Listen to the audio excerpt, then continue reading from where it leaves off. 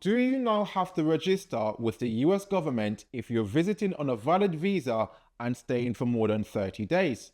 Now, that's the question that is causing panic and confusion for thousands of African and Caribbean nationals. From church conventions to school visits to family reunions and summer holidays, the people of Africa and the Caribbean, they often stay very long and they often don't know the fine print. And now there's serious concern that this new push to enforce a 30-day registration rule isn't just about paperwork.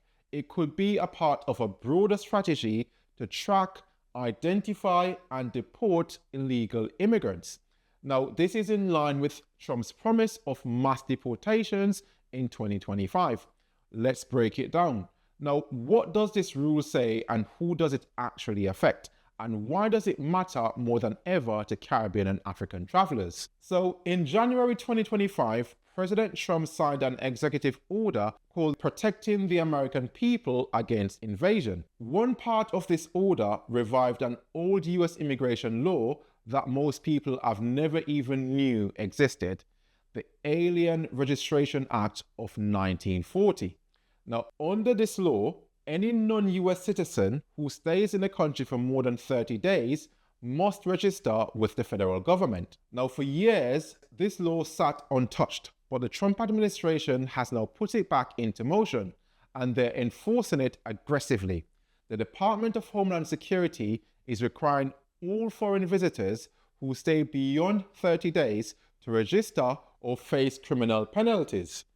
So, yes, even if you're in the US legally on a visitor's visa, once you stay past 30 days, you're expected to register. Now, this is where there's been a lot of confusion. So let's clear that up. So if you applied for a US visa through the embassy, you got fingerprinted during your interview, and you were issued with an I-94 record when you enter the country, then you may already be considered registered. This rule is actually targeting people who weren't captured in the system, and these include visa-free travelers like some Canadians and Bahamians who are entering at land borders.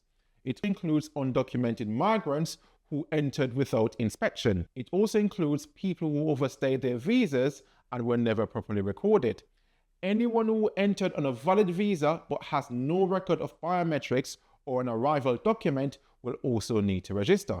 If you're unsure, USCIS says it's better to register to avoid problems. So what does this registration involve? So you need to go online to the USCIS website, fill out form G325R, and give them your personal information, passport details, and the address that you're staying in the United States. In some cases, you'll be asked to attend a biometric appointment for fingerprinting. Now, once you're registered, DHS gives you a certificate, and if you're over the age of 18, you are required to have it on you at all times. Many immigration experts believe that this rule is more than just about compliance. They believe it's a part of a strategic crackdown on undocumented immigrants, particularly those from countries in the Caribbean and Africa, who make up large immigrant populations across the United States. So let's think about it. If you require everybody in the country to register and you don't register, the government now has legal reason to detain and deport you. Even if you entered legally, the moment you pass that 30-day threshold and you haven't registered, you've committed a federal offense. That gives ICE and other immigration authorities the green light to just come after you, even if you were just staying with family or attending school. In fact, immigration officers are already being trained to ask for proof of registration during traffic stops, job site visits, and airport security checks. So what looks like a random ID check could quickly turn into deportation proceedings. Now, during his presidential campaign, Trump promised to carry out the largest deportation in US history.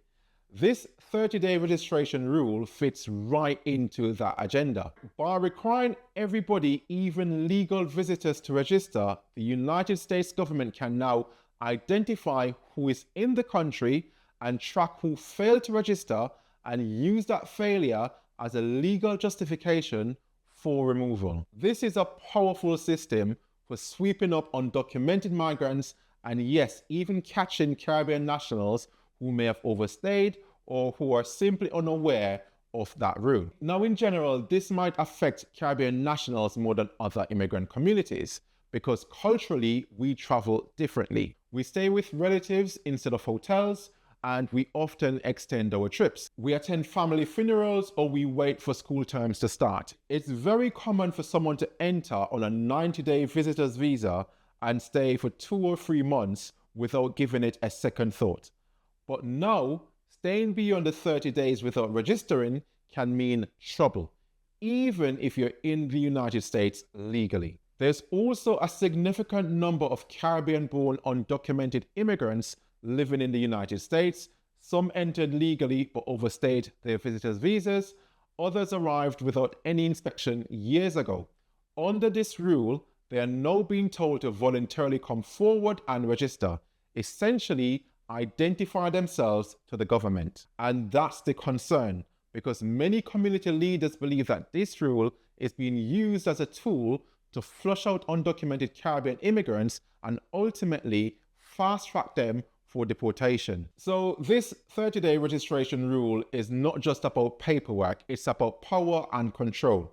And in the current climate, that power is being used to identify, track, and deport people, especially Caribbean and African nationals. Even if you're visiting legally, you're expected to follow the new rules or face serious consequences. If you're undocumented, registering could expose you to removal. Stay smart, stay informed, and stay protected.